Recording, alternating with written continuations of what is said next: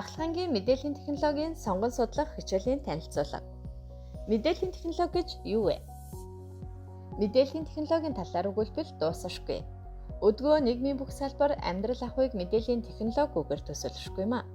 Мэдээлэл өгдөг, дамжуулдаг, ухаалаг чип суулгасан бүхэл дижитал төхөөрөмжийг мэдээллийн технологи гэж ойлгож болно. Түүнчлэн зөвхөн гар утас компьютероор хязгаарлахгүй.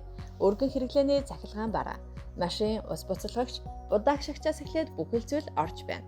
Альва мэдээлэл өгөгдлийг хүлээн авах, боловсруулах, хадгалах, дамжуулах, хэрэглэх, харилцах, түгээх зэрэг үйл ажиллагаанд ашиглах компьютер харилцаа холбооны хэрэгсэл технологиуд нь мэдээллийн технологи юм.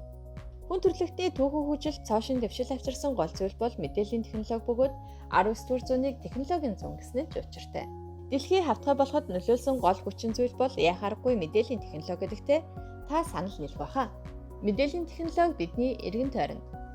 Мэдээллийн 90 зуунд амьдарч байгаа бидний эргэн тойронд 1 минут тутам олон сая мэдээлэл, бичлэг, зураг, дуу хөгжим шинээр үүсэж байгаа бөгөөд энэ нь мэдээллийн технологи ямар өндөр түвшинд хөгжиж буйн илэрхийлэл юм. Түүнчлэн үүнтэй уялдан олон шинэ мэргэжил бий болж зарим мэргэжлүүд зах зээлээс шахагдж байна. Дэвшилтэт технологи нь өдөр ирэх тусам бидний амьдралд шинэ боломж, инновацийг авчирч байгаа төдийгүй альва үйл ажиллагааг технологиугаар гүйцэтгэх боломжгүй болж байна.